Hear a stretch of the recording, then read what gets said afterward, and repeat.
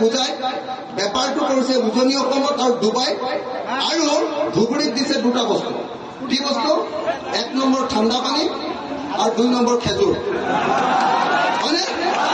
মাজে মাজে অলপ বোলে কেতিয়াবা দুজন এজন লিডাৰক খেজুৰ কেইটামান দিয়ে হয়নে আৰু মাজে মাজে বোলে বানপানী হলে ঠাণ্ডা পানী অকণ পঠিয়াই দিয়ে হয়নে আৰু কিবা দিয়ে নেকি আপোনালোকে সঁচাকৈ কিবা পাইছে নেকি আপোনালোকে পাইছে নেকি আৰু এটা বস্তু পাইছে মিটিঙলৈ আহিলে ফু ফু ফু কেইটামান কৈছে বটল এটা লৈ যায় এনেকে এনেকে যে বটল এটা লয় ফু ফু ফু ফু এইটো কৈ দিয়া হয়নে নহয় এই 3টা বস্তু বাহিৰে আৰু কিবা পাইছে নেকি মই শুনিলো ধুবুৰীলৈ আহি শুনিলো যে আজমল ডাঙৰীয়াই বোলে ফুলবাৰী ব্ৰিজ বনাইছে ব্ৰহ্মপুত্ৰৰ ওপৰত ফুলবাৰী ব্ৰিজ বনাইছে তাৰপিছত মই নিজে চাবলৈ গলো চাবলৈ গৈ দেখিলো এইটো 4 লেন আরে 4 লেনত ব্রিজ বনাবই লাগিব এইটো আজমলে ওলা ব্রিজ নহয় নহয় এইটো 4 লেন হয় 4 লেন গোটেই অসমতে 4 লেন বনাই আছে নে নাই গোটেই ভাৰতত 4 লেন বনাই কাহানি বাই শেষ এই কংগ্ৰেছ চৰকাৰ দিনতে শেষ বুজিছে নে নাই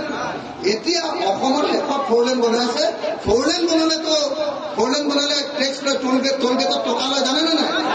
গাড়ী চলাবলৈ পইচা লয় জানে নে নাই তাৰ কাৰণেতো দলং বনাব লাগিব ব্ৰহ্মপুত্ৰৰ ওপৰত হয়নে নহয় সেইখনতো ভাই আজমল ডাঙৰীয়ে বনোৱা দলং নহয়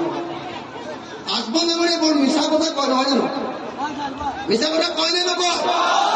আজমল ডাঙৰীয়া মিছলীয়া মানুহ হয়নে নহয় কিন্তু অসমৰ আটাইতকৈ মিছলীয়া মানুহটোৰ নাম হিমন্ত বিশ্ব শৰ্মা হয়নে অসমৰ আটাইতকৈ মিছলীয়া আৰু দগাবাজ একদম মিছলীয়া 2 নম্বৰী মানুহজনৰ নাম হিমন্ত বিশ্ব শৰ্মা আৰু 2 নম্বৰজনৰ নাম আজমল হয়নে বদৰুদ্দিন আজমল 2 নম্বৰজনৰ নাম শ্ৰদ্ধেয় ৰায় মই আপোনালোকক ক'ব খুজিছো